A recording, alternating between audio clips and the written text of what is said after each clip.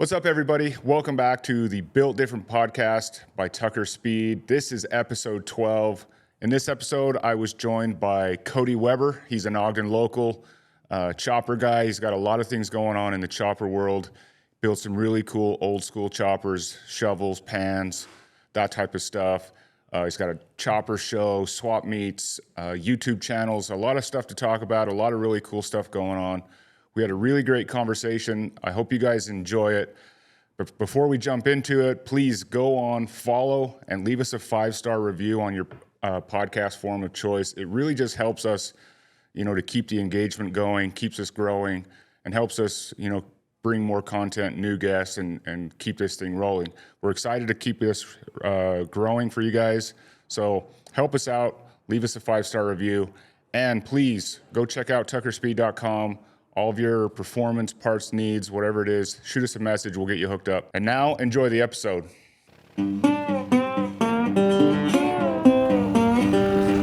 Making power by day, making friends at night. Built different, Tucker Speed. Hell yeah, brother. All right, welcome to episode 12. Today, I'm joined by Cody Weber. He is an Ogden local chopper dude. Got a lot of stories, built some really cool bikes, got a lot of cool things going on with his deal in the chopper scene around here and trying to grow it and build some really cool bikes. So I'm excited to kind of jump in and talk to you about where how you got to where you're at today and what you're doing and what you got coming down the pipeline. But first, I have the listener question of the episode. I got a really nice email from John from NorCal. He had some really nice things to say, so thank you, John, for listening. His question for us is, my question is, what do you guys do to keep sane in the off season when you can't ride? Do you ride snow machines, just focus on builds, focus on family, etc.? I think for me, I don't ride snow machines. I used to. I miss it. I wish I could. I'll go out once or twice a winter and ride with some buddies. But yeah, focusing on some builds, try and not work as much. I'll try and slow down, spend some more time at home, not work 60, 70, 80 hours a week. So that always helps the family side of things, when you're married and have kids at home. Trying to take a little bit of time and take care of those guys helps, and it helps to do that in the off season. I mean, what about you, Cody? I mean, do you? Well, I mean, what do you do all winter long to kind of keep the juices flowing? Yeah, I get asked that question quite often. Also, for us, it's like we hammer hard all winter long. Like pretty much the summer is like where we get the fruits of our labor, Yeah. Like, cause we're always building something different in our shop. And, like we're always, the winters go by so fast cause it's just crunch time, we're trying to get stuff done and kind of makes it hard cause it's cold in the shop and you don't really want to go in. Yeah. I mean, if you don't put in the work, then summertime's not going to be very fun watching your friends ride around. So yeah, wintertime for us is we're just trying to just keep get busy, the build done and stuff like well, and your guys is kind of you guys are like ride all summer and work all winter type setup. Pretty much. I think for us here on where we're doing so much work, like customer work, like it's hard for us to ride all summer. We try, but we have races and events and rallies and stuff we're always going to. But yeah, we try and do some builds in the off season. And like I said,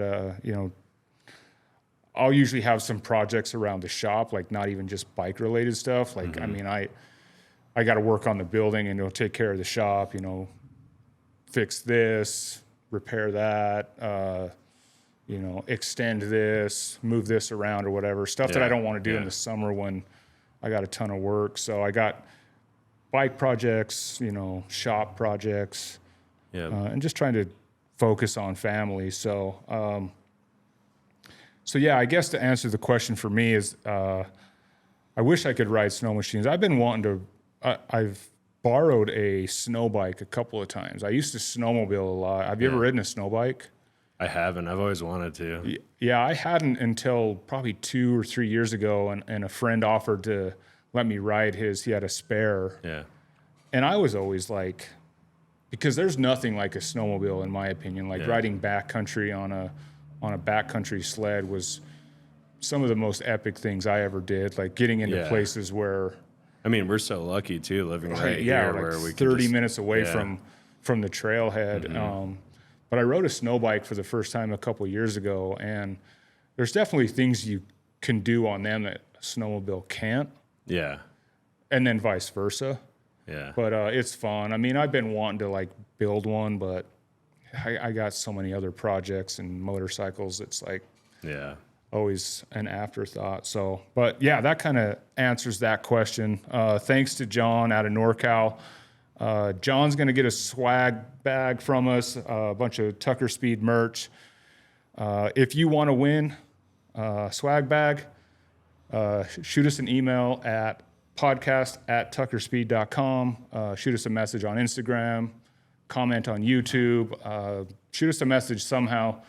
If your message or your question gets asked on the podcast, you're going to get a free swag bag. So please hit us with all your questions. Couple of things I want to talk about real quick that we got coming up soon before we start talking to Cody and diving into your story is the Four Corners Motorcycle Rally. It's coming up here in a couple of weeks really quick. It's Labor Day weekend. It kicks off August 31st through, I think, September 2nd or 3rd.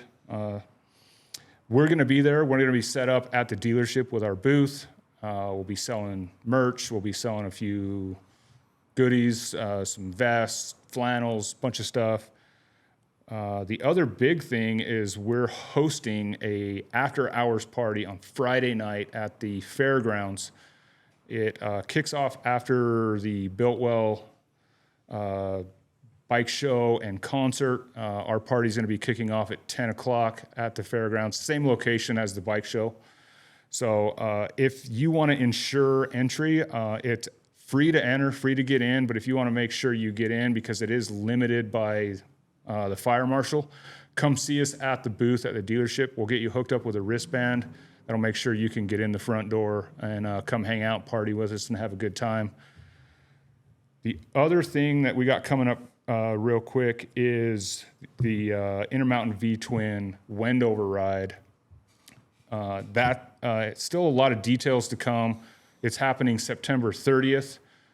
We're going to be meeting up, riding as a group out to Wendover, just hanging out for the night, partying, having a good time, riding home the next day.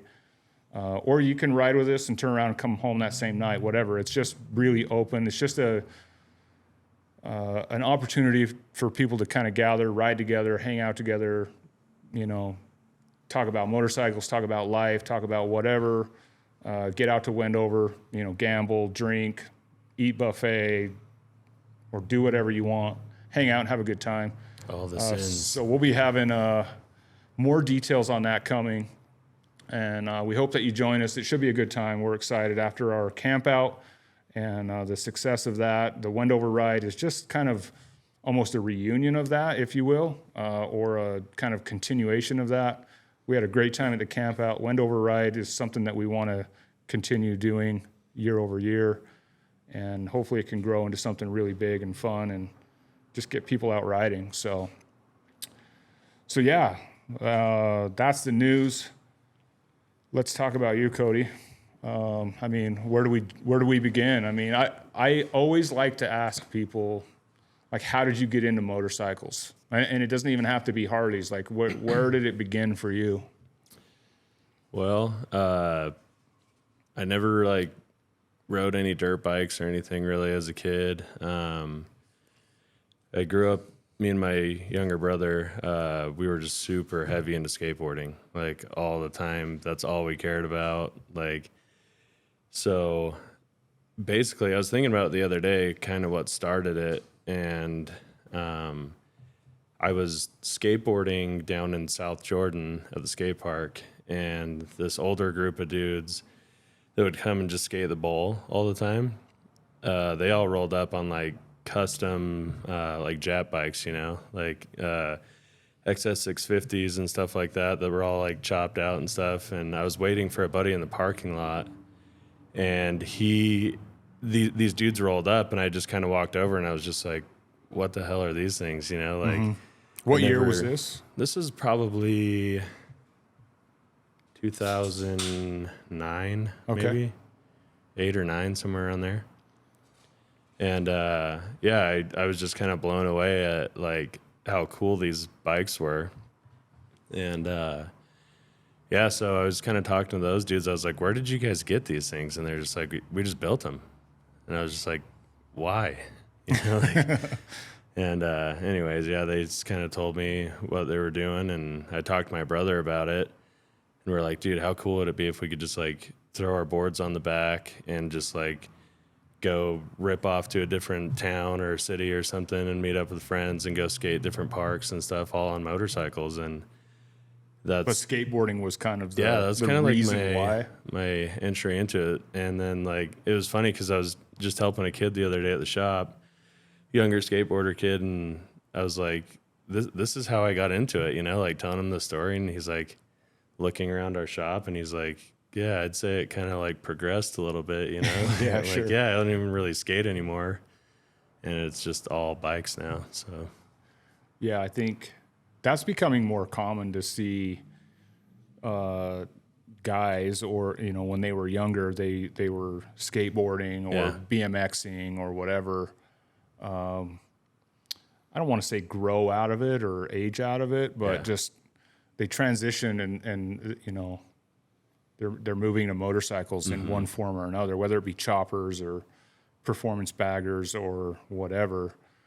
You know, a lot of us that grew up doing like extreme sports are kind of transitioning over to motorcycles, which is cool to see. Yeah, I think a lot of that has to do with like we kind of crave that adrenaline, you know, obviously. And then especially with like chopper stuff and actually a lot of it, like most of it, there's just like no rules, you know, like if you want your bike to be neon pink with like just weird shit all over it, like that's your bike and you can do whatever you want. It's like that freedom of like skating or BMX or whatever, of like everyone kind of has their own style, but we're all doing the same thing. Right. You know? I think that kind of translates over pretty well. Yeah, it's funny, like, you think about it.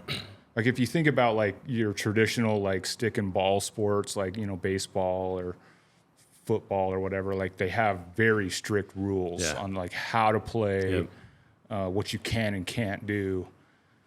And it relies heavily, like, on teamwork and stuff, which is not a bad thing. No, but, it's like, not. It's, you know, it's...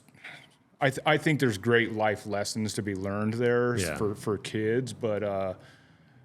like if you're anything like me, you weren't drawn to those things as a kid. You were drawn to the more extreme sports because they were freer and more. You could be more expressive, if you will. Yeah, I mean, like I played football for a little bit, and I remember like just like giving it my all because I usually do with everything I do, and just remembering like Johnny over there like is just here because his dad made him, you know, and he wasn't even into it. So I'm like, so we're gonna lose this game because you're half-assing it because you don't want to be here, you know, like that kind of stuff just kind of bummed me out. So like, for sure, it was like I was a product of the effort I put into it with those kind of things. Same with motorcycles, you know. Yeah, well, and I think that's.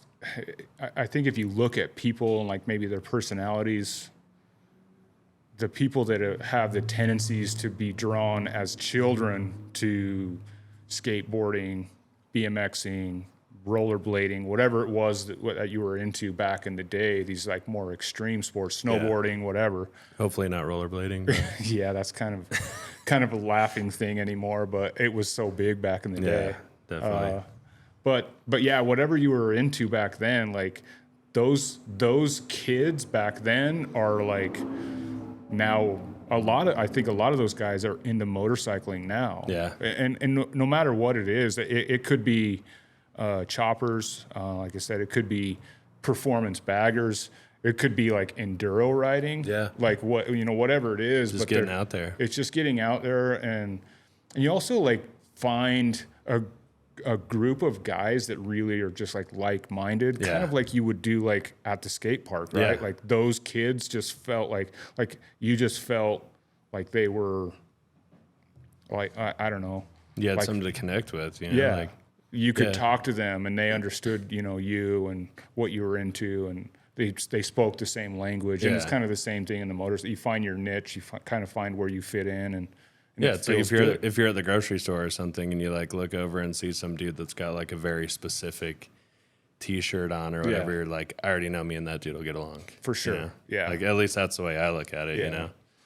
No, that's cool. I mean, like to transition from that, like, I mean, when you saw those bikes, I mean, did you go out and build, like, was one of your first bikes that you wanted to do, like a Japanese chopper? Well, so it's kind of a funny story. Like, I got pretty heavily into building like import cars and stuff, like old Hondas and DSMs, like Eclipses and stuff like that.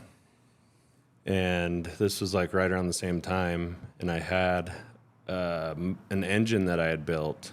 And this kid that I knew really wanted it. And I was just kind of like, you know what? Like, I'm kind of phasing out of this, I think. I'll trade you for that old motorcycle you have in your backyard. And I didn't even know what it was.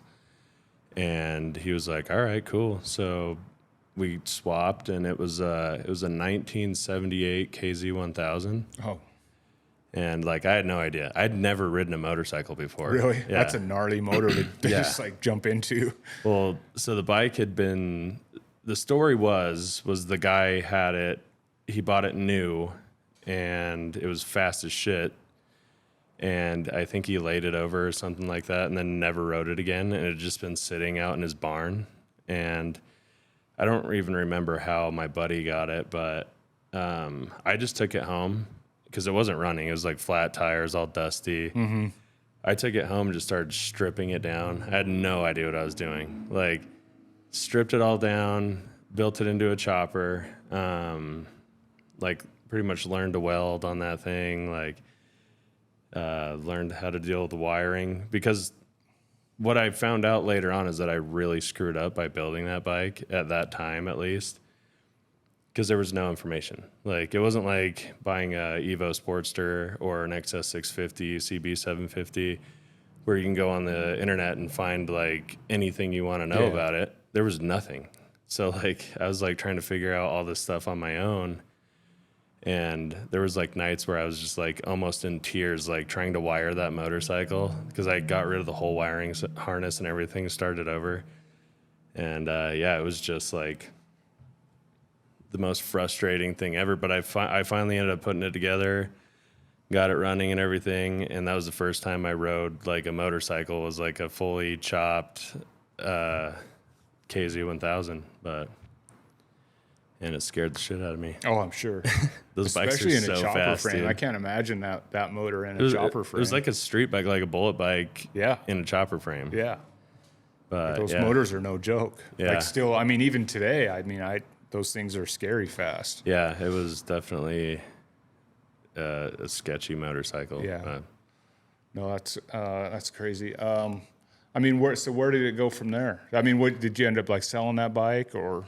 So when I had that bike, I had ridden it down to Ogden to visit my in-laws because my wife's from out here too, and I was living out in the Uinta Basin at the time, working in the oil field. So we came down, and I just randomly ended up meeting up with Dane, and we grew up together out here when we were younger, and we like both grew up Jehovah's Witness. So our parents like forced us to hang out, which they found out later was like a terrible idea because we were both shitheads. Yeah. Like, but anyways, I ran into him for the first time in a long time and found out that he was into bikes. It was when he had that shop out on Pennsylvania, I think. And got talking to him and stuff, and he told me that he could use some help. And by this time, I was kind of like not getting good at it, but getting more familiar with the bikes and stuff. So we got talking, and he was just moving into his new shop. So I packed up all my stuff one night and was moving down here the night that he ended up getting hit.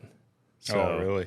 yeah, I ended up in Ogden with like no job, nowhere to go. Like, that's how I ended up down here. But yeah, so while I was down here, I ended up taking that KZ and selling it.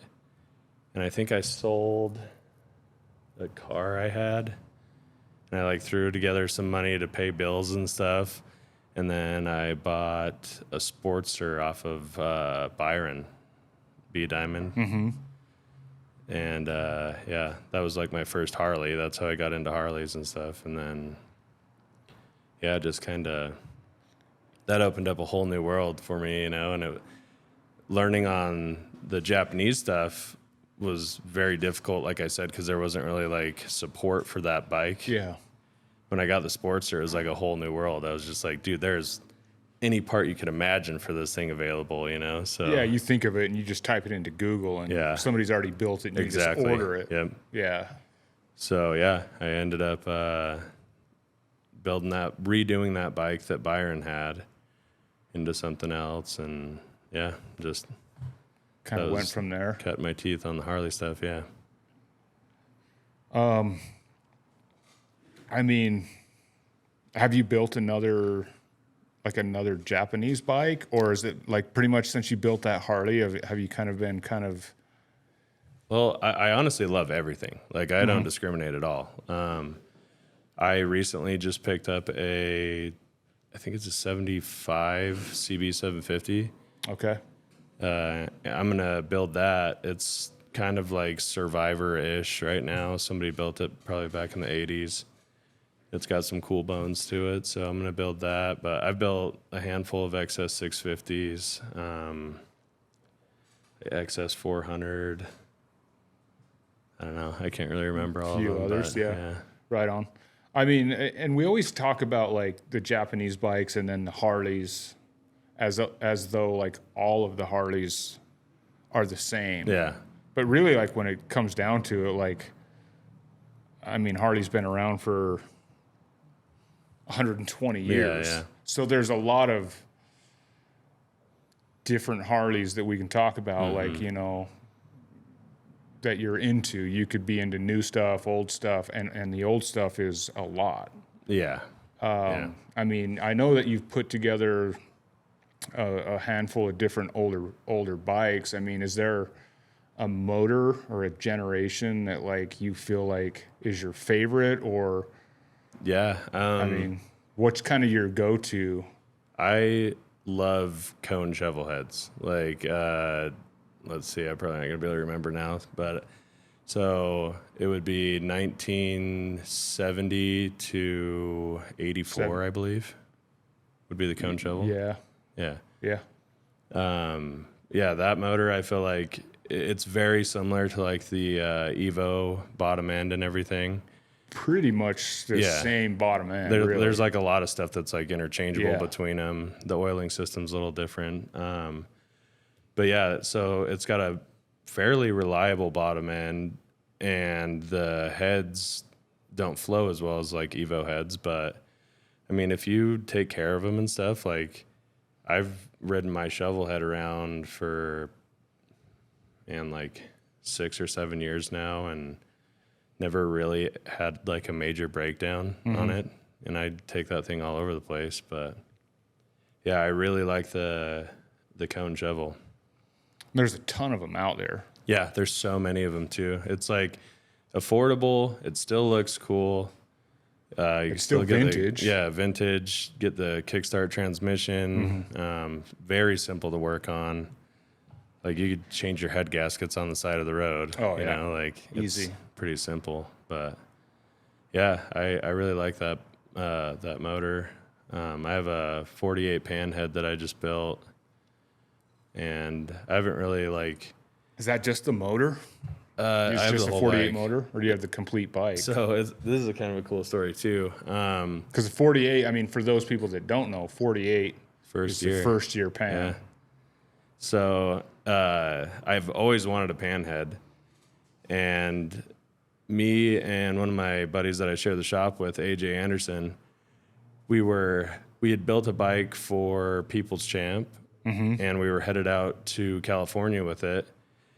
And he had this old, like, not old, but like probably early 2000s Ford diesel 4-wheel drive van, this badass van. And we were driving that out to Born Free, pulling a trailer. And it broke down in like Beaver, Utah. And if you're familiar with the area, like there's not much out there. So you're kind of in the middle of nowhere. So we like rolled into town and we're waiting at some local mechanic shop for them to check it out. And there's this old dude just like ripping up and down the street on this like 90s bagger. And he had it like all, it was super cool bike. But I was like, damn, that dude looks cool. Like he looks like a cool dude. And everybody's just like, shut up, Cody. Like, just, like all bummed out and everything. Yeah. And I was like, I'm going to go talk to him. So I like step out into the road and like flag him down. And he comes over and we get talking. And he checks out the bike in the back and he's like, oh man, that's a panhead bottom end with shovel head heads and like all this stuff. He like knew his shit, you know? And I'm like, oh, do you like old bikes? And he's like, yeah. I was like, do you got any? He's like, yeah, I have a 48 panhead. And at first you were probably like, no, he doesn't. Yeah, exactly. Everybody says that. You're like, right. Everybody's uncle had a knucklehead or whatever. But so we get talking, and I'm like, just kind of joking around. I'm like, you want to sell it? And he's like, actually, I need to. And I was like, oh, shit, all right. And so we get further into the conversation, and he's from Massachusetts on his way down to Vegas to see his mom because she's old and sick. And he's like, I have to move. Like, I'm moving to Vegas.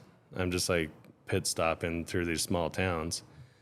And I need to get rid of all my stuff. And I was just like, all right, like, what do you want for it?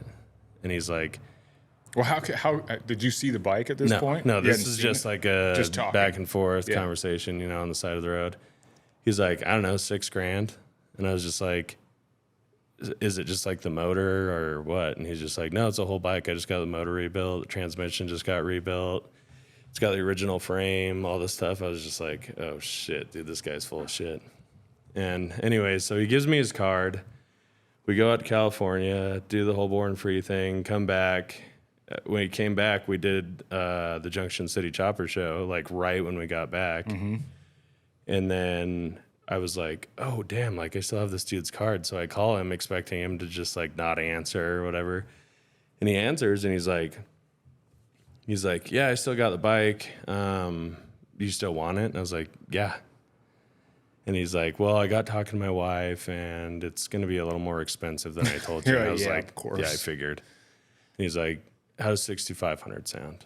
I was just like, dude, give me the motorcycle. Like, I want it. Like, I'll take it. And I never saw it. Like, I saw like one shitty old man photo where like half his finger was like over the lens and like it's all blurry. And I was just like, I don't even care. And so anyways, my buddies down in Massachusetts, they have a YouTube channel. It's the Easy Company guys. I don't know if you've ever seen those. Okay. So John, I told him, and he's like, oh, yeah, it's like 2 hours from my house. So he went and picked it up for me, and he sold a bike to a dude in California that was getting shipped from there. He's like, I'll throw it on the trailer for you and have the guy stop by on his way through Utah and drop it off. So ended up getting it, and, like, dude was not full of shit. Like, rebuilt motor, rebuilt transmission, 48 frame, like... All of it was... How original. So he had built it back to original style, and I would have kept it completely original, but the tanks and the fender and a couple other things were like reproduction stuff. Okay. So I got looking at it, and so I guess when he had the bike, it was a chopper originally, and he put it back to stock. Original, okay. Or yeah, repop type stuff. Best he could. He had some pretty cool original parts on there, but anyways, I got looking at it, and there's like some weird molding on the neck, like Bondo around the neck and stuff. And I was just like, damn, dude, like, who knows what's underneath that? Yeah. So Kind of So you started kind of with have to that. go in and find Yeah, out, I right? just blew the whole bike apart, sold all the stock stuff off of it. I tried to use as much of the original parts as I could that were left over on the bike. So like I'm still running the floorboards and like I used the original star hubs and built wheels out of those and all that. But yeah, and I ended up getting into that neck and somebody had like silicon bronzed it all together. Like it had been raked and then put back to stock rake. And then instead of welding it, they just like silicon bronzed the whole thing. And they did a pretty good job, but I had to redo the whole neck and a whole bunch You of end stuff up having like to that. cut the whole thing off. Pretty kinda much start over. Yeah, like the whole underneath support part I ended up remaking, and I don't know if you've ever run into any of that kind of stuff before, but like trying to weld over like silicon bronze, even if there's like a little tiny piece that like blows your weld out, splashes out. So I was like grinding, welding, grinding, digging in, like trying to get rid of Just all get of it. rid of all of it. Yeah. But yeah, it turned out pretty cool. How much of that neck on that year like originally is cast? The whole neck. The whole thing. Yeah, is, so like where the backbone slides in, it slides into the casting, the down tubes slide into the casting, the country bar, all of that. okay.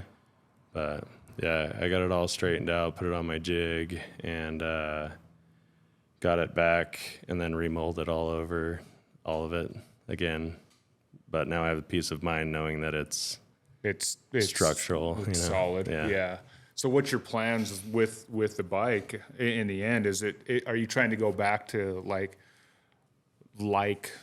original, or are you building it into a chopper? I built it into a chopper because Okay. I figured like it was already like, dude, all of those parts are so insanely expensive now to like get To go back to, like, 48 stock. pan tanks. Like Yeah.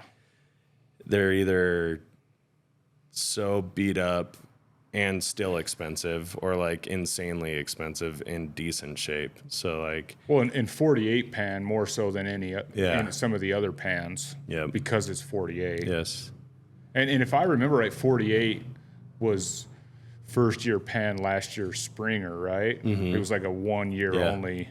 So like all of that stuff is like yeah, they have so like a lot of like desirable. 1 year stuff on that. Yeah. Like the frame has like you can get like super nerdy about it, but like Sure. the top motor mount, the way it comes down is like a 1 year only thing. And yeah, there's a bunch of stuff. So that motor, it's kind of cool. The dude had sent it out to V-Twin, and they had drilled the heads for external oiling, on the like 56 or whatever. And so it has external oiling to the heads. And then when he got the motor rebuilt, it was a 61-inch EL, and he built it to a 80-inch stroker. So it's not like super crazy, but it's definitely got more power than it would have. Sure. But Yeah. yeah. Yeah. So what's your plan? Are you just building that? I mean, are you building it for anything specific or just building it? Just building it. I've always wanted a panhead, and I've always liked like David Mann's like paintings and stuff, and he has this one that I've always really liked of this black panhead with like gold, not pinstripes, but kind of like a thicker pinstripe around it. And so I painted it to match that bike, and yeah, just kind of doing what I want to do on it. You know? So you're just doing it for nothing more than like what you've been inspired, like you've seen something and you've been attracted to it, and you're just going to do it for that reason. Yeah. Like no other reason than that.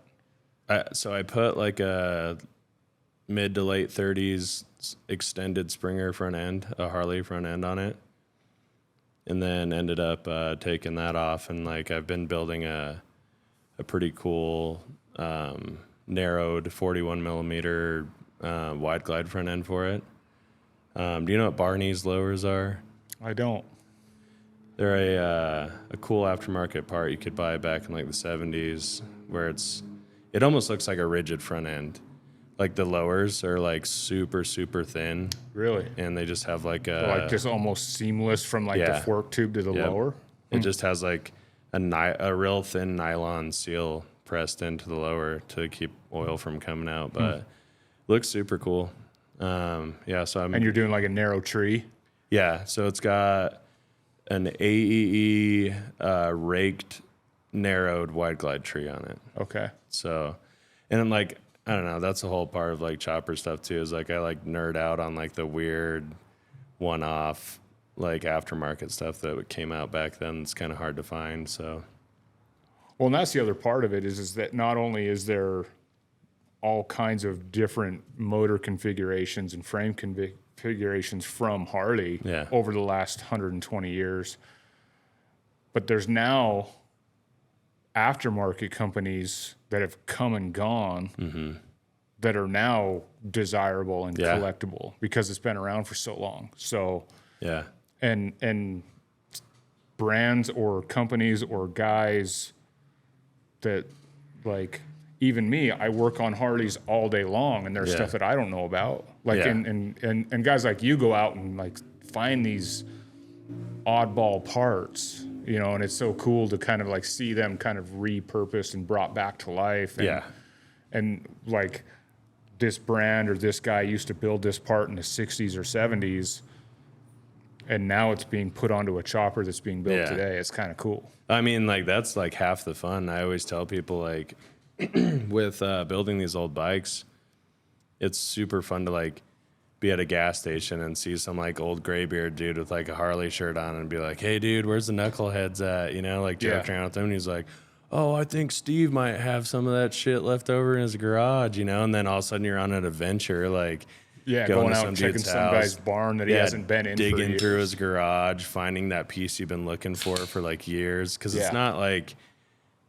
you can just like get online and order up the part, you know, like you have to like hunt some of this stuff down, and it makes it super, super fun. Right. And that's something that, like, you know, kind of like what you're doing. I mean, it's, you kind of toe the line of like hobby versus kind of doing it for a few select customers. It's not your main source of income. Yeah. And the reason you're probably doing it is more for the adventure. Yeah, definitely. The experiences than the necessity of like, I have to build this bike and I have to find this part. Yeah. And the stresses that come along with that type of stuff.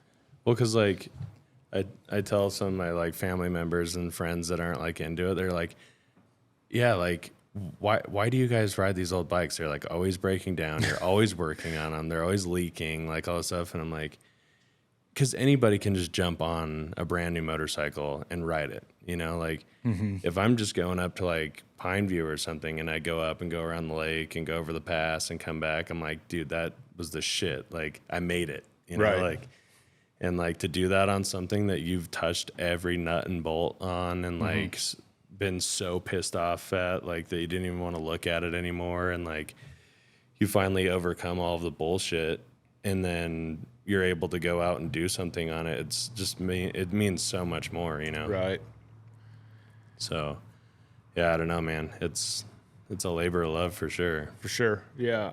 I think, you know, there's for people like on the outside of like, you know, like you said, like some family members or people just outside of the motorcycling world, they might look at like what you do and what I do as the same thing.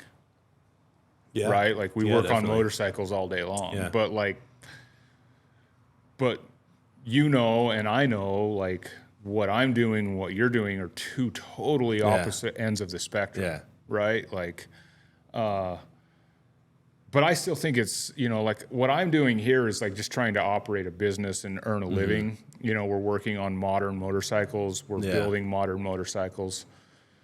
But there's just, you know, like I talk to guys all the time about choppers. Like everybody wants to talk about choppers. And it's like, why? Because they, like you said, they're always breaking down. They suck. They suck. They leak oil. You can never find parts. Yeah. They're a pain to work on. Everything you do takes you 10 times longer than it should. Like, why do it? But there's just like this cool factor with choppers. And and we should specify like what kind of choppers we're talking about here, because there's even, you could talk about choppers, and we could be talking about a big dog chopper. Yeah. Yeah. To me, there's nothing cool about a big dog chopper. No. Not at all. No. I don't want to work on one. No, they suck. I don't want to ride one. Yeah. And they don't have any cool factor. If I see a guy roll up to bike night or roll by the boulevard on one, they're just not cool. If a dude rolls up to bike night on a shovel head or a panhead chopper, like there's just cool factor to it. Like the guy could be a total dick. Yeah.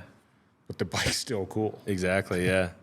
And it's funny, like, because they are so different, but there are a lot of similarities too that people don't think about. Because like when you're working on like one of your like race bikes or whatever or something like that, you're constantly striving to have it run as good as possible, to milk every bit of performance that you can out of what you have. And we're doing the same thing, but not for like speed and power, more of just the run and get you from point A to point B without breaking. Yeah. So you're constantly like fine tuning and like it's kind of the challenge of it, right? I think that there's maybe some parallels between like building choppers. Like you're trying to build it as good as you can to make it to whatever town you're trying to travel to next month. Exactly. Yeah. And I'm trying to push the limits on a race bike to go as fast as I can without breaking down during a race. Because there's just a challenge. Yeah, we're both doing the same thing essentially, as in neither of what we're doing is supposed to be being done to these motorcycles. Sure. Like I'm trying to see how crazy I can make this bike and still have it be rideable. And you're trying to like get every bit of performance out of a motorcycle and not blow it up. Like, and it's kind of a cool thing, you know, like I love it all. Like I love like the Dynas, the baggers, like FXRs, all of that purpose built stuff that's not just strictly for style. I love. Like if it's built for like you've done a modification for a reason more than just to make it look pretty. Exactly. Yeah. And we're all in it for a lot of the same reasons, even though they're super different, you know. A big difference. And I think that, do you ever feel like there's a weird like a line drawn in the sand between like old school chopper guys and like modern Harley guys? Yeah, definitely. Do you ever feel that? Like, I don't know how it feels like, because I would have to put myself on the modern side of the line because of what I do and what I ride and what I race. And you kind of being an old school chopper guy, do you ever feel that on your side of the line, if there is a line? Yeah, and I think it's like the same thing. We're both saying the same thing. It's like that dude doesn't understand.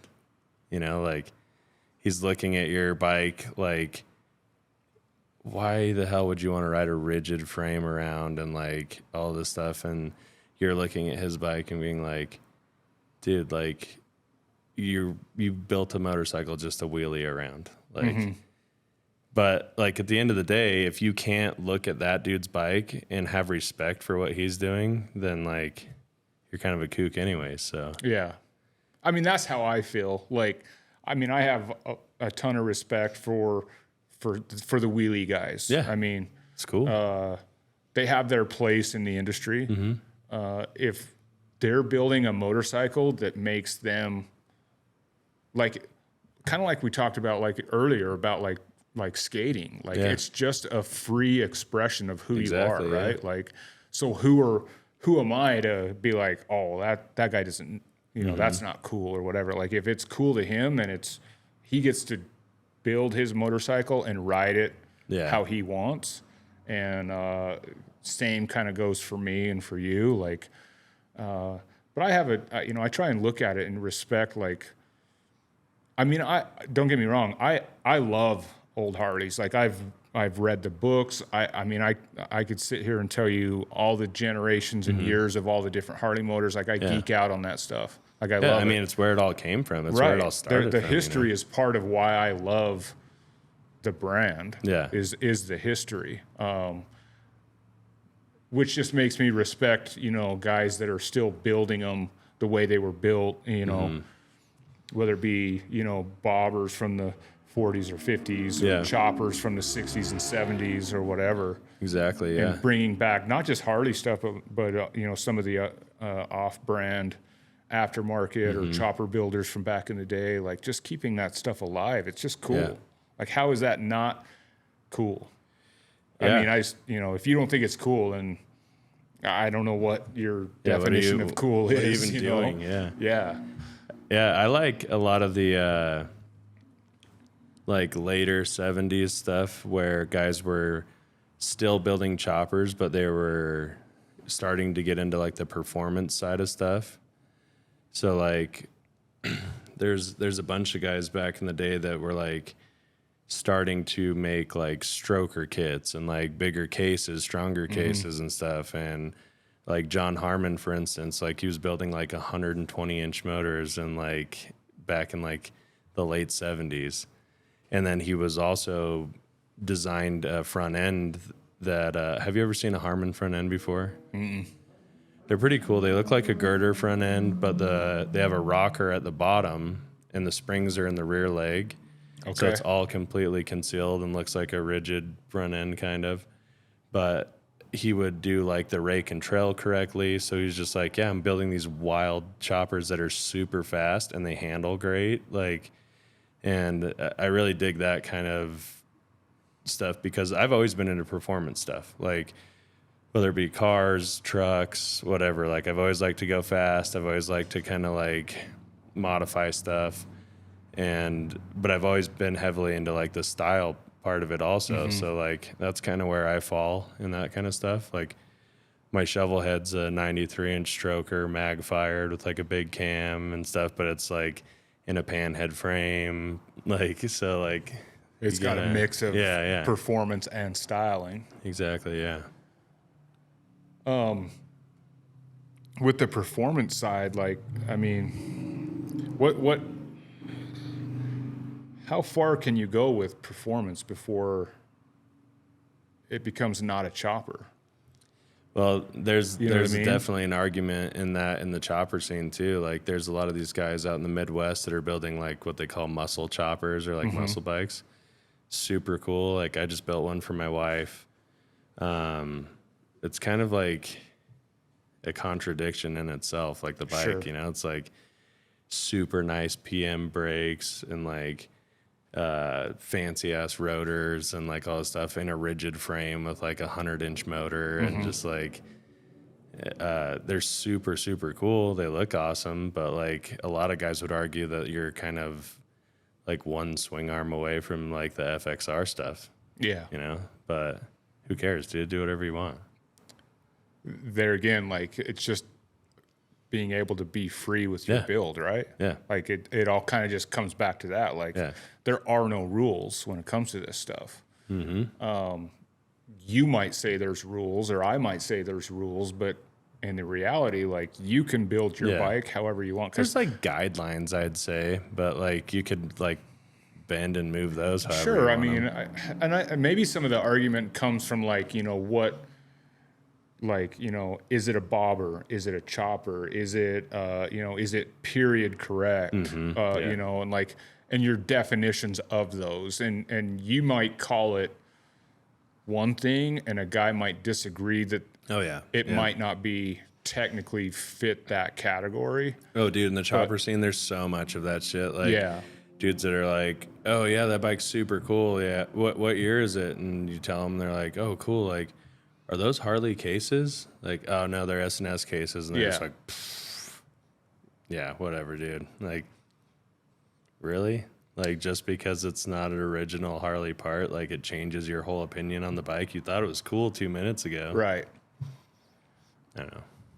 I mean, but really, like, that bike, whatever it is, it may have S&S cases, but each one of those choppers that have been built have a story behind them. Yeah.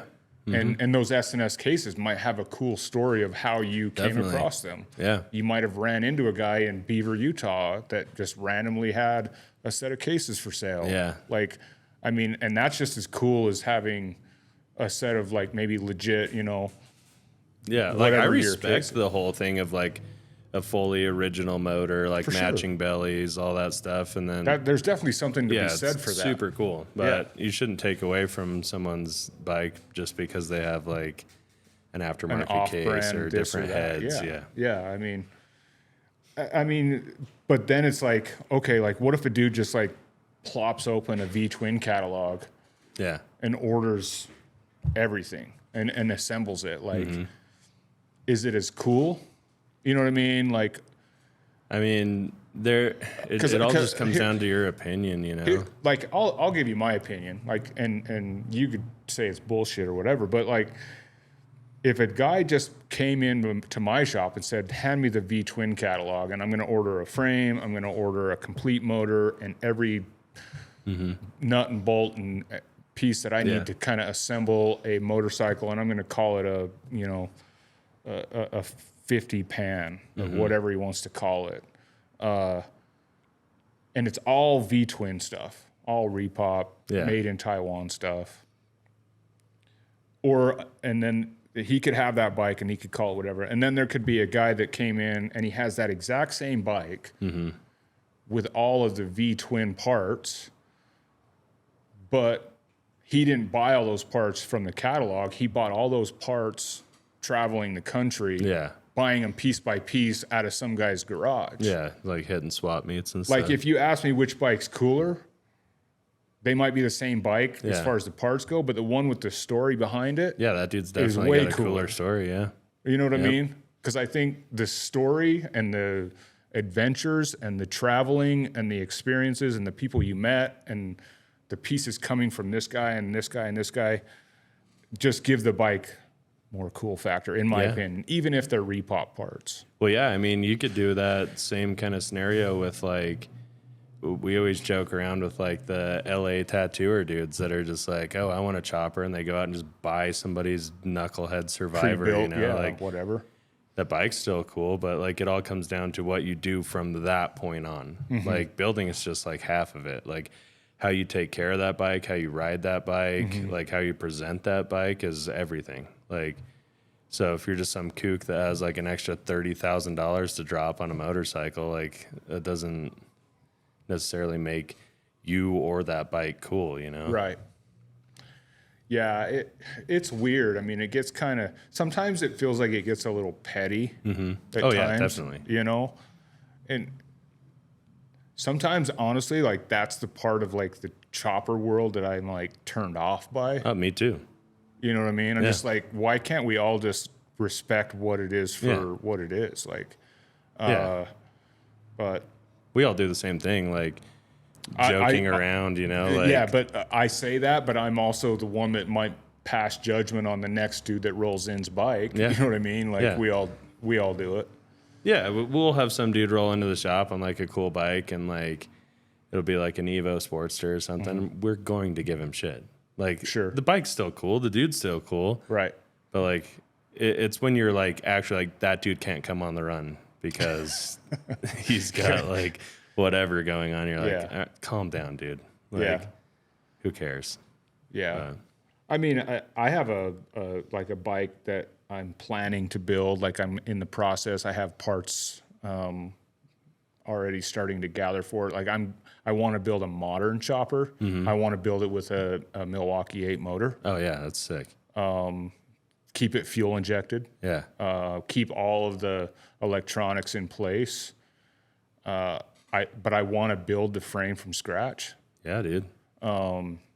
If it's cool, it's cool. That's my You know opinion. what I mean? Like, and I'm kind of like going back and forth, like, because I'm very performance minded. Like everything I do is like race. Like racing is like my top priority. I get it. Yeah. And but I want this chopper to kind of have like a performance feel, but I also want it to be chopper because I've had ideas like I'm going to do like an inverted front end, like high end front brakes, and then a rigid frame.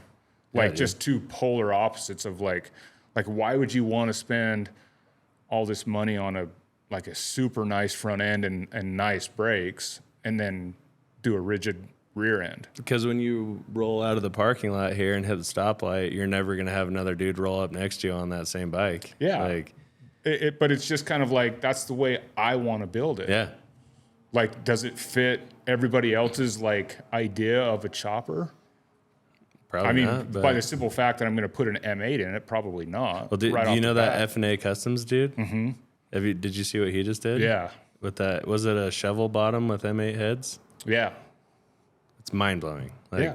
that shit's so cool. And like, that was an idea that he like had on some probably drunken night, and he made it happen. Like, it's cool. Yeah, well, I mean, back in the day when panheads were the only thing that was out, and then the shovel head came out, dudes were taking the brand new shovel heads and putting them on their panheads, Yeah. and that was like brand new at the time. Yeah. You know? Like, we're just doing the same stuff, but Just modern taking day. better parts Yeah. and mixing and magic. What's the motor that it's like an iron head bottom end and like a flathead top end, I think It's it is. it's the the other flathead way. bottom end with iron heads. The, The 45 Magnum. 45, yeah.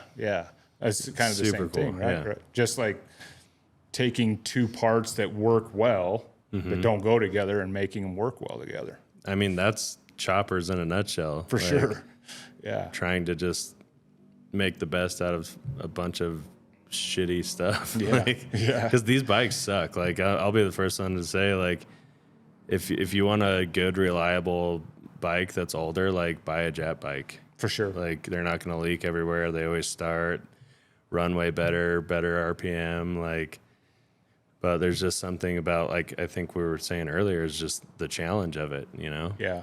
So There's a challenge to it, and a respect that comes along with it. I think there's just a cool factor to it that, you know, don't get me wrong, there's some really badass, super cool Japanese choppers and motor. yeah. Like even some just like, you know, fully restored back to original Jap bikes that are way cool. yeah. Did you ever see any of the Street Fighter stuff? Yeah. I love that stuff. Yeah. I really do. I love everything, dude. Like, if I see like a cafe that's really well done, some nerd didn't just like weld a hoop on the end of Yeah. a normal bike and flip over Clubman bars and call it a cafe. Like, Right. if you like did it actually right, legit, like, full build. dude, Yeah. hands down, like, hats off to you. Like, For sure. super Yeah, I'm cool. the same way. Like, I don't care what style, what brand, whatever. If it's built well, then yeah, like, hats off to you. Yep. Like, all the respect in the world, no matter what brand is the motor is or whatever. Yeah. I think that's the beauty in it all. And, you know, the petty stuff kind of gets old, but like I said, I fall victim to it. I mean, everybody does I'm a little guilty bit. of it. Yeah. So, But I don't know. It's what you decide to focus on, you know, like, yeah. if you really like it for the right reasons, that shit won't really Just- get to you. Just do it. Yeah, just don't do it because of what the guy at Bike Night's going to say. Yeah. Just do it because you love it, right? Yeah. And if you love your bike, then who cares what everybody else thinks? Yep. If you're doing it to impress the Bike Night crowd, then just go out and buy a big dog. Because as shitty as those bikes are, they get all the attention. Yeah. Yeah. You know what I mean? I But see that. that's what sucks. I see it all the time here. Like, you know, we'll do some like crazy builds or whatever. You know, some guys will come in and they'll dump 10 grand into a motor build or whatever. But we'll have like a big dog sitting on the shop floor, and every customer that walks in, they're like, "Oh, look at that bike! Yeah. It's amazing." I'm like, Well, dude, I have a perfect example of this is when me and AJ built that yellow bike, that generator shovel for People's Champ. And we went out there and that bike was like super proper 70s long bike. Like all the cool parts, like everything that it needed. And we were going up against my buddy Cliff that built that stupid motorcycle with the one handlebar and like "Oh yeah, all the dumb shit that he put on that thing. And like all the dudes that were like motorcycle enthusiasts and like really liked that kind of stuff, like follow it closely, were like, oh yeah, your guys' bike or like this Kyle's bike, those are the best bikes here for sure. But to the outside world, they just look at this bike. They're like, oh man, he's got one handlebar and like all this shit. And that's the bike that won, you know, like it won by like a landslide because they let the public vote on it. Yeah. And they have no idea what's going on. Right. But yeah, it's kind of like the same deal, you know, like some dude does like a super proper build here, like built motor, crazy as shit for like transmission, drivetrain, everything, brakes. And then a big dog gets all the attention. You're just like, what? It's the same thing. Yeah. Yeah. I went to a bike show. We went to just a local bike show a couple years ago, and I entered my Road King, which is a nice bike. I put a lot of money into it. It's got a lot of stuff done to it. And I roll up to the bike show, and they park me right next to this like bone stock, like early 2000s, like Sportster 883. All it had was like a pink paint job. And everybody that walked by, all they saw was this pink motorcycle, and they would walk right by mine. And it was just this pink paint job with stock motor, stock wheels. Like, it's because we're too into it. Like, we see the differences that other people don't. And the general public just doesn't see that stuff. They just see the oddball, like, you know, whatever something stands out, like one handlebar. Like, it catches your eye. I went to a motorcycle show in Salt Lake, and I watched a twin cam with fake knucklehead rocker boxes win best knucklehead at a show when there was a real knucklehead there. How is that even possible? I was who's just judging like, this stuff? Yeah. I was like, I'm never coming back to this ever again. Yeah. That stuff, I mean, it's almost laughable, right? Yeah. Like, it almost pisses you off, but it's like, what's the point in being pissed? Like, it's just stupid. Yeah. But so tell me about your shop. I mean, we've been, you know, you've kind of hinted on it a little bit. Like, what do you guys do up there? Like, how many guys, you guys have kind of a co-op going on up there? Yeah. So it kind of started out like when I was in Salt Lake, living out there, before I bought my house up here, we had a small shop with like 4 or 5 of us in it out in Salt Lake because we're all poor, like early 20s, you know, like, so we all went in on a spot so we could have somewhere to build because we all lived in apartments and stuff. And made some really good friends doing all that and got really into like the building and fabricating side of the whole thing. And then I ended up buying a house up here, and I moved up here, and I didn't know anyone like that was into motorcycles, you know. Dane had died, and there's a couple guys that he had built bikes for around that like still had bikes, but they weren't like building, you know. So I came up, and instantly I was just like, I can either be like a baby about this and just like mope about how I don't have any friends up here or anything, or I can like do something. So I started doing like the swap meets and some other things, met some cool people that were like genuinely interested in the kind of stuff that I was into. And one of them happened to be one of my childhood friends because I grew up out here. And one of my best friends that I used to skate with all the time, he had just gotten an iron head, and we ended up meeting up at the swap meet randomly. And so I was like, yeah, dude, I'll come help you. And they had a pretty decent sized shop up in Shadow Valley. And they were kind of just like, I can't remember the details. It was like a family kind of deal. They were just using the shop. So we started building bikes out of there. I built like 3 or 4 bikes, helping those dudes out, and got all those dudes on choppers and stuff. And then we lost that shop. And then my friend's dad ended up finding the spot that we're at right now and just bought this huge property basically so we could do what we're doing. Like, Really? So it's like 4 acres, 2 huge shops. And he was just like, yeah, like, I love what you guys are doing and I want to be a part of it. And so Troy Tippett's, he's the man. He bought that shop. We went in there, and it kind of slowly started growing. Like, my brother moved his stuff up, and he had a bay in there. And then my buddy AJ Anderson that owns Dreamco, he saw what we were doing and like sold his shop and everything out in Des Moines. He had like a vintage clothing store and all this stuff with like bikes, and sold all that, moved down, was like living in the shop for like a couple years. Really? Yeah. He was living in there? Yeah. Dang. So we have like the bottom shop where we have all of our bikes. And then we have another shop that's above that one. And we redid we built a bathroom and a kitchen and a whole bunch of stuff in the shop, and he was just living there. But yeah, so it kind of slowly started growing like that, and we've just been pumping bikes out, like just finding parts stashes and buying them and throwing bikes together for ourselves and friends. And then I do like a lot of rigid sections, like hardtailing, like Sportsters and shovel heads and stuff like that. Raking, de-raking frames, light machine work. I have like an old lathe from like the late 40s that I can make a spacer, dude. Yeah. That's what I mean by light machine work. Yeah. What, how many guys do you have working in that shop now? Right now, I think there's 5. Okay. My brother bought a house in North Salt Lake and moved all of his stuff into the house because he has a garage now. And then we got a couple dudes in the shop now.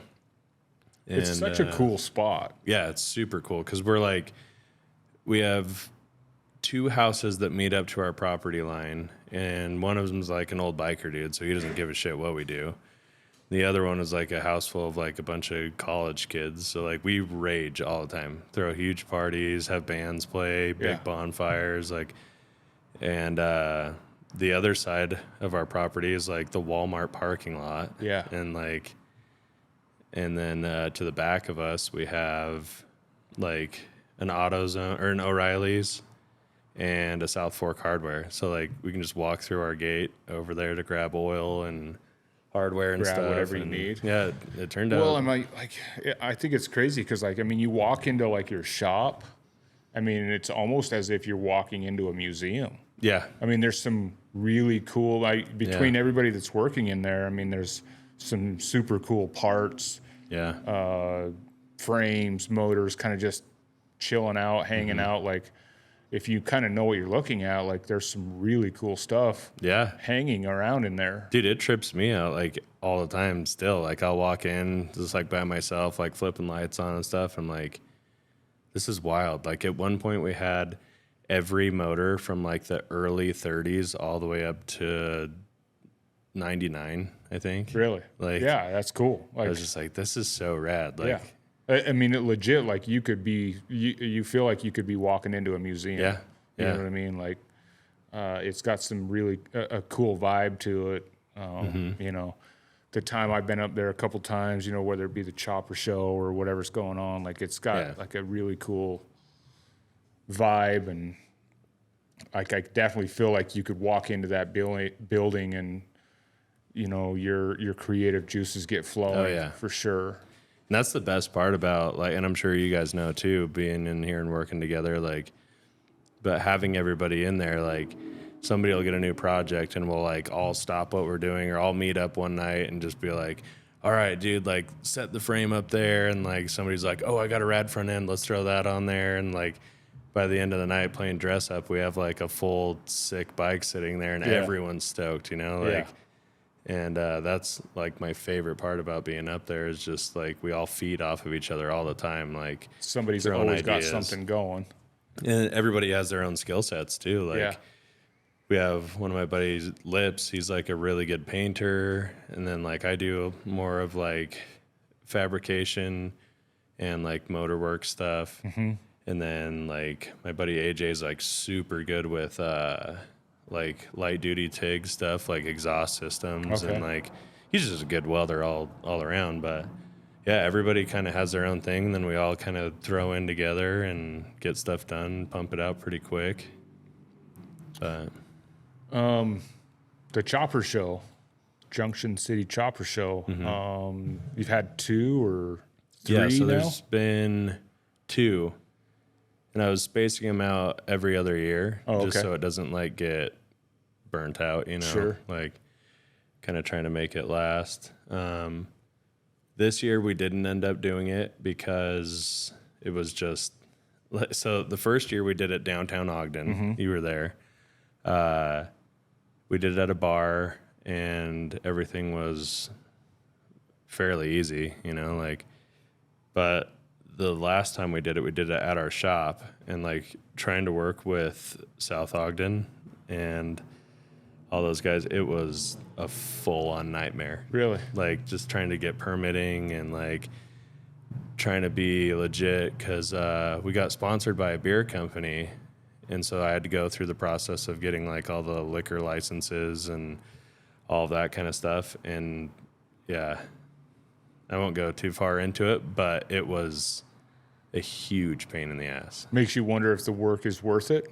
Yeah, thing. I mean, like, it was really cool to go through all of that. So, like, basically, I'll tell you, like, they have, like, an online form that they have to be, like, you have to have every one of these things checked off before the show to be able to do it. And so it was mostly me and my buddy AJ that were trying to do all of it. And I'm married. I have 2 kids. I have a full-time job. And at the time, I was working the night shift. And I was like trying to get stuff done before I'd have to go to work and do all this stuff. And it was just so hard to do. And, but we were getting it done. But we found that we were just like waiting on the city all the time. Like, oh, this person's on vacation for 2 weeks.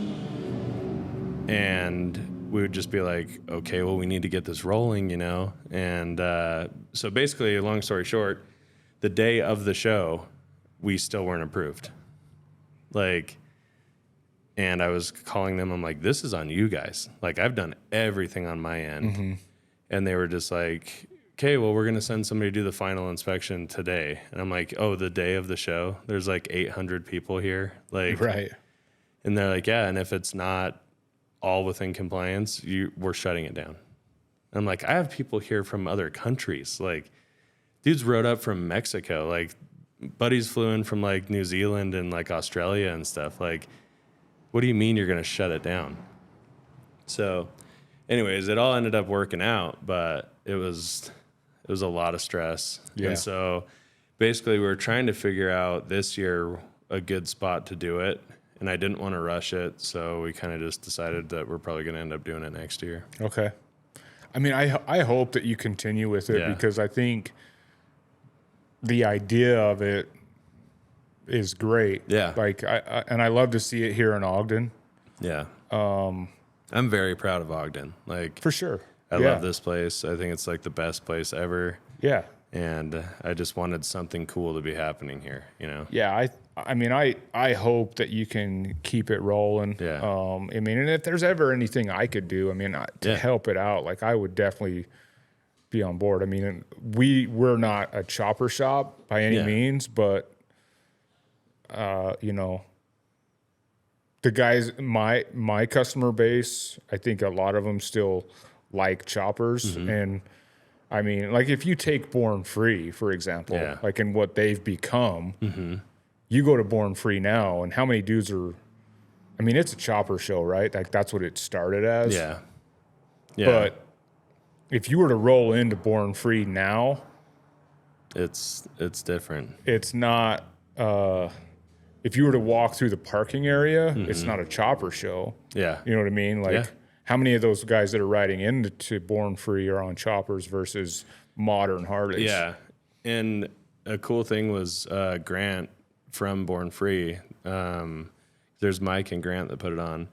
Grant came to our show and he was telling me, he's like, dude, you guys nailed it. He's like, this is it right here. Like, don't strive to be any bigger than this. Like, keep it exactly how you guys did it. And he's like, this is what we wanted our show to be. And it kind of progressed. You know, I understand, like, they're trying to scratch everybody's backs, you know, like, they want to represent the performance side and like the chopper side and whatever and make everybody happy. But he was just like, this is so cool what you guys did. And he's like, if I had a choice, I would leave it just like this. And that's all I ever wanted it to be, you know? more than a show or like a big deal. Like we kind of bit off more than we could chew, like giving a motorcycle away. And all that stuff, which was super fun. But I just want to have a big party with my friends, you know? Right. Like I want everybody to feel like they're welcome, and that I don't want anybody to feel like they're not cool enough or whatever, because that shit's so dumb. Like if everybody's like gatekeeping something that they love, then it's just going to turn into shit, you know? Like it should be open to everybody. Right. So and that gets really hard. Like it's one thing to think that, like if you're trying to decide like who's going to come in and share space in your shop. Mm-hmm. It's another thing like if you're putting on a show. Yeah. Right. Yep. Like if you're talking about like I can fit 5 guys in my shop, you can maybe be a little more selective. Like, is this guy, you know, is his goals and his visions align with mine? Yeah. But if you're putting on a show, like you want everybody to show up, right? And have a good, and you want everybody to show up. You want a guy to show up on his 70s chopper, on his modern Harley, or on his 2024 Honda Africa Twin, or whatever it is he's riding, and have a good time. Yeah, because like for instance, one of the dudes that showed up to that show was like on a brand new, like I don't even know what it was, like a night train or something, like, and now he's like one of my best friends. We just built him a sick shovel head, like, but that's how we were introduced, you know, like was through the show. Yeah. And he wanted to do that, but he didn't have the knowledge or like, or to like know where to begin or know who to talk to. Exactly. And like, I think about that a lot, to where I'm like, dude, like that could have been anybody, you know, like it could have been me when I first started, you know, and I didn't have anybody living out in the Uinta Basin. Like I was the only one that was doing that kind of stuff out there, and I really could have used help. Sure. You know, and that's how like the whole YouTube thing started. Like, was having guys hit me up on Instagram and be like, hey, how do you do this? And I would be like, all right. Like, and I would write out a big long thing. They'd be like, oh, cool, thanks. And then another dude would hit me up, the same thing. So I'd have to like go search through my DMs and like copy and paste and all this stuff. And I was like, I'm just going to make videos, you know? And people are like, why are you doing this? That's a lot of work. Like to like film these videos and edit them all and do all the stuff. And I truly like to help people. Like I wish I could have had help when I first started. And if I can help somebody get over that like fear of like tearing into their bike and like messing something up or something when it's really not that hard, like I'll do it. Like I'll do whatever I can to help somebody be able to love something like I love this, you know? Yeah. Well, and it's cool. I think there's a lot of respect for that, for being, you know, for putting out those YouTube videos, for putting on a chopper show, taking your bikes out there and showing them. Like any one of those things at any given moment could be the thing that sparks somebody the way you were sparked at the skate park that day.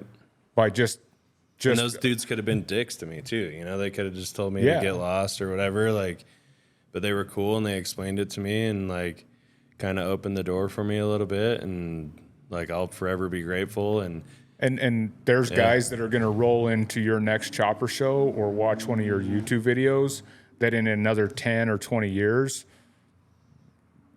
are probably building some really cool choppers. Yeah.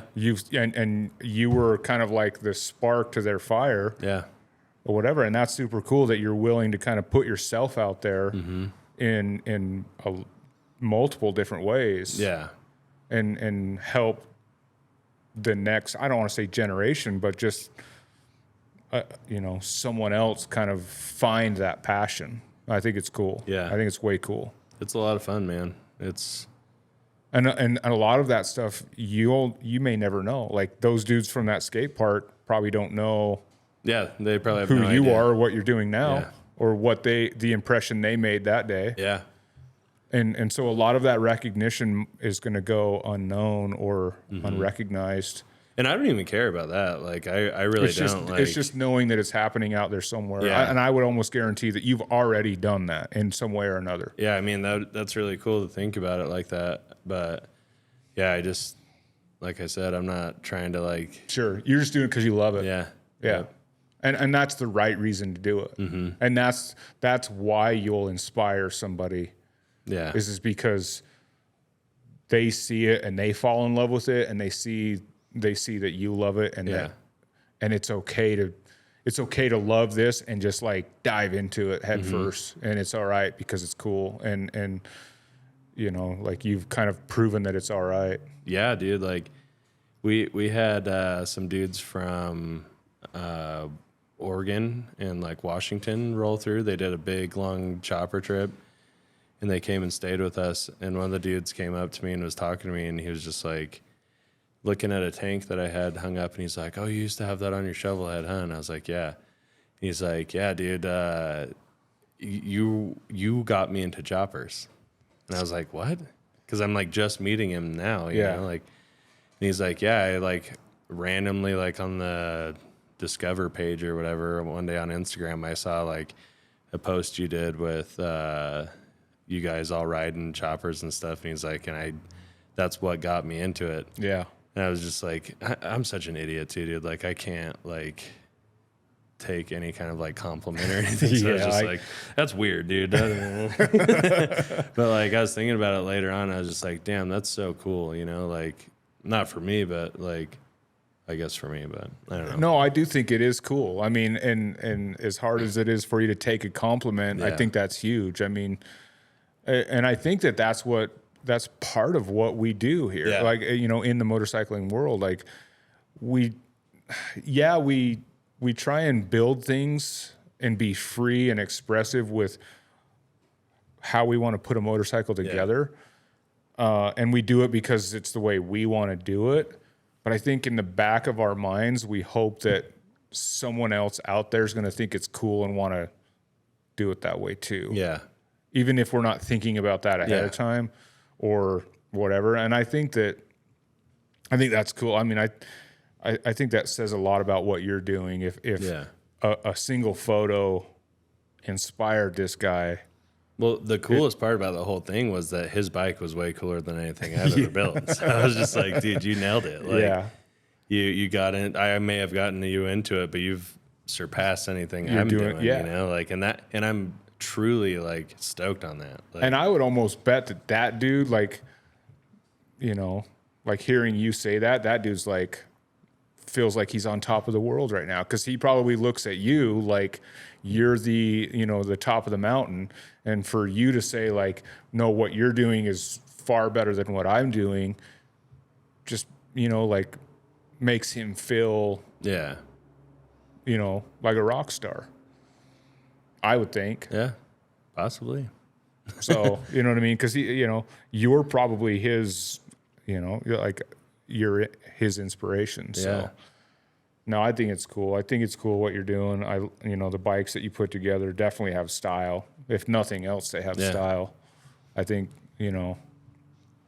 Yeah, I try to ride the fine line of like cool and functional, you know, because like dudes can definitely overdo it to where like you go to a bike show and you're like, yeah, this is the craziest bike I've ever seen, but like, can you even ride this? Sure. You know? Like, and I don't know. And my taste in these things like changes pretty often too. Like I'll go through like a early 60s like short bike phase, and then I'll like go back to like a later 70s long bike stuff and anything in between. And so I don't know, dude. I just like motorcycles. I think it has to change, like for you to like kind of stay kind of in love with it all. It kind of has to just you kind of have to mix it up. I mean, I find myself doing the same thing. I find myself kind of going back and forth like between Harleys and off-road stuff. Like that's just kind of like, I'll just like start looking at off-road. Like even if it's just what I'm looking at, I'll just start looking at off-road stuff, and I'm just like, oh, that's so cool. That's so cool. But it just kind of keeps the fire going, you know? Yeah. I think if you like focus too heavily on one thing too, you can kind of burn yourself out. Like I have so many hobbies, like between like the like motorcycles, photography, like I started getting into like manual machining stuff and everything, dude. Like that way you can kind of like give one thing a break for a minute and come back to it. And For sure. Yeah, I think it's the same. So tell me what's up like with your YouTube channel and what you're trying to do there. Yep. I mean, basically and just so helping people man. can check it out. It's Cody's Chopper Corner. Yeah, Cody's Chopper Corner. Initially I was trying to do like a video every 2 weeks, but I feel like it was almost coming out too fast. Like people were kind of missing stuff. So then I started kind of trying to space it out a little bit. But yeah, I'm just honestly like if I'm working at the shop or something and I'm like rebuilding a clutch, let's say, and I'm like, oh yeah, like I remember why I know how to do this. It's because I was running into this problem, this problem, this problem. And I'll be like helping somebody in the shop do it on their bike. And they're like, oh yeah, that's a really good tip. You know, and I'm like, man, I should just make a video on this. So like I'll pull out the camera, and they're not like the best quality videos or whatever, but I've had like an overwhelming amount of people like, I finally got my clutch to work the way it's supposed to work because of this video and because of this trick or whatever. Like now my bike starts easier or whatever. And like that gets me like amped, dude. Like it makes me so happy to be able to like, because it sucks, dude, when you can't figure something out and you're like at your wit's end, you've tried everything, you're like digging through forms and like trying to figure something out and like you can't. It's the worst feeling ever. Like, Sure. So, yeah. And then sometimes with those forums, and everyone those things can take you the wrong direction. Yes. Like I feel like with forums, you have to know what you're doing before you can go in there and read them. You know what I mean? So if you're going into a forum and you don't know what you're doing, you're just going to get led down the wrong direction. Like if you ever want to have a mental breakdown, like Google like what oil should I run in my bike? Because like you'll read for like 4 hours and not come out with an answer. You still like, be like probably more confused than when you started. Exactly. Yeah. Yep. Yeah. So yeah, that stuff's hard. So like to have someone that's done it is showing you how to do it. Yeah. Is huge. Yeah, because me myself, like I'm a visual learner. Like if I can read the instructions like 1,000 times and still mess it up. So like if I can see someone do it and then have someone explain it as well, like it helps so much. Like I always use the example of like when I was learning how to drive a stick shift car. And my dad was like trying to teach me how to do it, and I would just like kill it every single time. And I was just like, I don't understand why I can't do this. And then he like sat there and explained to me, like, this is what's happening. Like when you push in the clutch, it's disengaging. And then when you let it out, the motor's spinning and it has to mate up and then start spinning the transmission. And after I like knew what was going on, then I could do it like every single try. Yeah. But like just knowing how something works makes it so much easier to fix it. Sure. For me. I'm the same way. Yeah. Yeah. Like someone could tell you, you could read it 10 times, but yeah, until you kind of like almost, whether you see it or if you kind of get the visual in your mind of what's going on, then all of a sudden you have to know what it's doing. You'd have to know how something works. Cause like I can tell you how to gap a spark plug, but if you don't know why you're doing it, then it kind of defeats the purpose, you know, like, so it's, I use that example a lot for like the guys that I help at the shop when they bring their bikes in and stuff. And I'll just be like, yeah, dude, like you have to understand it to be able to fix it on the side of the road. If I do it for you, you're not going to have any idea. And you're not going to remember the next time it happens. Exactly. Either.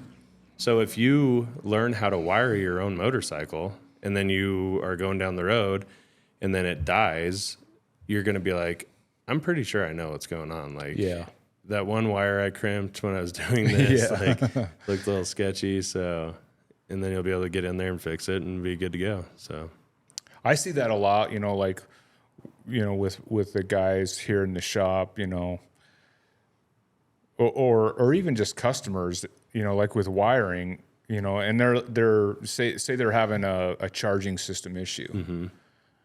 And they're like, yeah, I checked my turn signal fuse and I checked this. And I'm like, you're not understanding what it is you're dealing with here, because you're checking a whole bunch of stuff that really doesn't matter. Yeah. You know what I mean?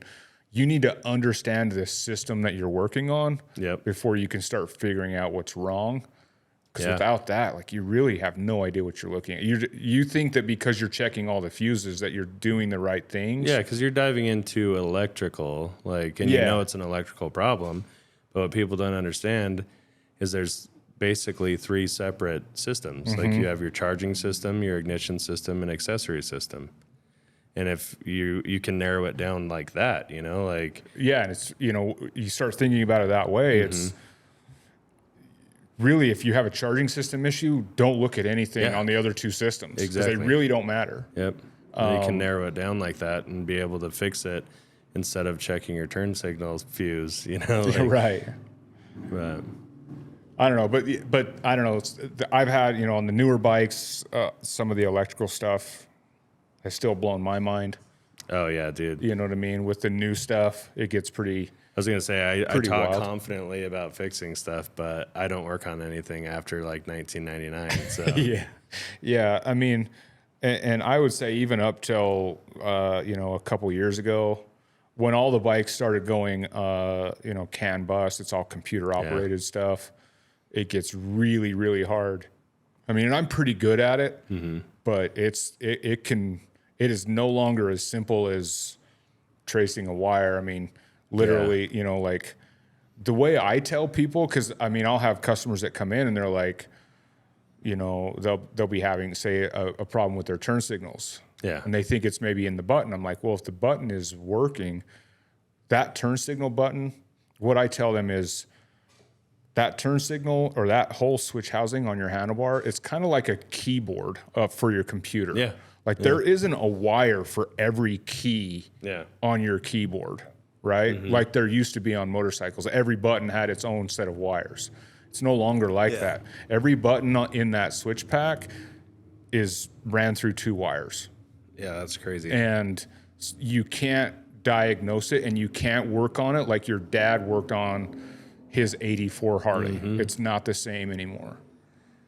You know, try and diagnose why the M key in your keyboard isn't working is not like, oh, the wires for the M button aren't, it's just not the same anymore. Yeah, I have guys that'll bring newer bikes over for stuff like that. I'm just like, dude, do you see a computer anywhere in the shop? No. Yeah. Like you're going to need to take it somewhere else. So, yeah, you got to have the right equipment and the right tools, and it's just not the same. And so, yeah, but knowing, like you were saying, knowing what you're working on, like understanding how it works beforehand is huge. So, and I think it's cool, like you're helping dudes, you know, through your YouTube channel, not just fix the problem, but understand is the biggest part. Understanding what's going on. And I tell guys all the time, don't know how to fix the problem. Understand what it is you're working on first. Yeah. Before you try and fix the problem, learn what it is you're working on. And the answer to what the problem is probably going to be pretty obvious after that. Oh, yeah, definitely. You know what I mean? Yep. So, hour and a half into it. Is there anything else you want to cover? I mean, what else we got? I mean, what did we didn't hit? What about your swap meets, man? How are those? The Greasy Town Swap Meets. Yeah. So our shop is Greasy Town, which was like just kind of a funny we're like, what are we gonna call this place? You know, and settled on that for some reason. But yeah. So I used to do the swap meets at the Motor View Drive-In, and we were doing them the first Sunday of every month. And then I got a new job, and now my schedule's like a rotating schedule, so it's hard for me to like make it get everything to line up. Yeah. So basically, what I kind of decided is that I was going to try to do like 2 to 3 swap meets a year at our shop now, and just kind of go all out for those. Did you guys make it to the last one? Not the last one, no. Yeah. Do you have one coming up? Yeah, we're going to try to do one this fall. Okay. I haven't really nailed down a date yet with like all the like right now there's so many shows and rides and everything going on. So Trying to figure out where to fit it in is tough. Yeah. Yeah. So we're going to definitely have another one. The last one we did was awesome. It was like an awesome turnout for like the first one we've done up there. Yeah. So yeah, it was a lot of fun. I had my kids walking around. They were selling like waters and sodas and cookies and stuff out of a wagon, and it was a fun Probably time. killed it, huh? Dude, they made like $100. Yeah. That's awesome for them. Yeah. It was super cool. And that was after they paid my wife back For all the buying all the goods. stuff. Yeah. So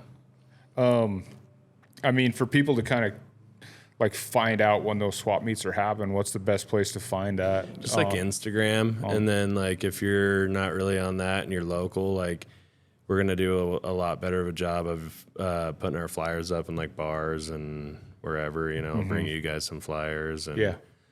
kind And of on word of mouth. Instagram, just on your page, Yeah, which is the OG Coda. And then I'll probably post them on the Cody's Chopper Corner Instagram as well. Okay. Yeah, the swap meet's super fun. Get rid of your old junk. Yeah. Like, you'd be surprised what people want. You know, like I've gone to plenty of swap meets and brought like the coolest shit, like super rad long springer, all this stuff. And then all I'll ever sell is like a bunch of stock turn signals that I took off a motorcycle or something. Yeah. So like, Just never there's know. something for So your everybody. last one that you had just at your place, the turnout, do you think it was mostly like older vintage stuff? Was No, there a lot of no. new stuff? There's Was it a good mix or? the Hoggish dudes came down and had like a whole tent set up and everything. Those dudes did better than anyone. Like Really? selling FXR stuff. Like there was like quite a few people selling like Dyna and FXR stuff, and there's a lot of That chopper stuff's so stuff. huge and- right now, though, too, right? Yeah, I yeah, mean, it's that super stuff's cool. huge. So yeah, I sold him like a Evo bottom end that I had laying around and some other stuff. But yeah, it's cool. And like even if you're not into bikes and stuff, like a couple of our like friends' girlfriends and wives and stuff had like little booths selling like art stuff and Oh, okay. whatever. So it isn't just bike stuff. No, bring whatever you little bit want, of like, whatever. Yeah. You Little can sell whatever boutique you want. stuff or whatever. I don't care. We're just all trying to have a good time. Yeah. That's Sell a really like the couple whole things. thing, you Yeah. know? Yeah. No, that's cool. I mean, that it's open. I didn't know that it was kind of open to kind of whatever. Yeah, dude, I don't care. Like, if you want to show up and bring 100 fairings, like, Whatever. Huh? yeah, as long as somebody will buy them from you, like, everybody's stoked, you know? Right on. Yeah. And the Chopper Show, hopefully get a date for next year. Yeah, same thing. Instagram. I'll post up whatever we're going to do. There's a couple different spots we have in mind. I don't know if we're going to do it at our shop again, but yeah, thinking more of like a low-key show, camp out, like whatever, you know? Yeah, there's a couple of cool spots I think around here that I've looked at that I could, let you know Yeah. if you could scope them out and see if Yeah, it's dude. worth, because I've talked to a few different people. We talked about putting on like a yearly kind of show, just never been able to make it happen. It's a lot of work and a lot of time. It is. I don't think people realize what it takes to Yeah. put on something like that. It's a big undertaking. So, and if nothing else, I mean, I'd love to at least, even if it's behind the scenes, just help with whatever I can Yeah. to get it going, Yeah, just I'd keep it appreciate going. that. Because I think that, Ogden needs it and Ogden deserves it. Yeah. And I think it's cool to see, I hope that it keeps going. Yeah, man. Like I said, like, I love Ogden, and I'll support anything that anybody's doing here as long as it's like something cool, you know? Yeah. Like, I don't care what it is. It's just cool to have something to go do. Something, you yeah, know? for sure. Well, cool, man. People can check you out on Instagram, OG Coda, Junction City Chopper Show. I don't know why I always struggle saying that. Yeah. You got an Instagram page for that, Yep. right? And Cody's Chopper Corner has its own Instagram page Yep. and YouTube channel. So Yeah. check that out. Yep. Just kind of stay in the loop with what you got going. You got some cool stuff going. I dig it. I think what you're doing is way cool. Thanks, man. Appreciate you coming on here and talking with me and Yeah, thanks for having me. giving me the rundown. I appreciate it. It means a lot. And hopefully it helps some people out there. Maybe we'll inspire the next chopper builder Yeah, dude. here. You never know. Hell yeah, I'm all about it. Right on, man. Thank you. Thanks for coming on. I appreciate you. Yep.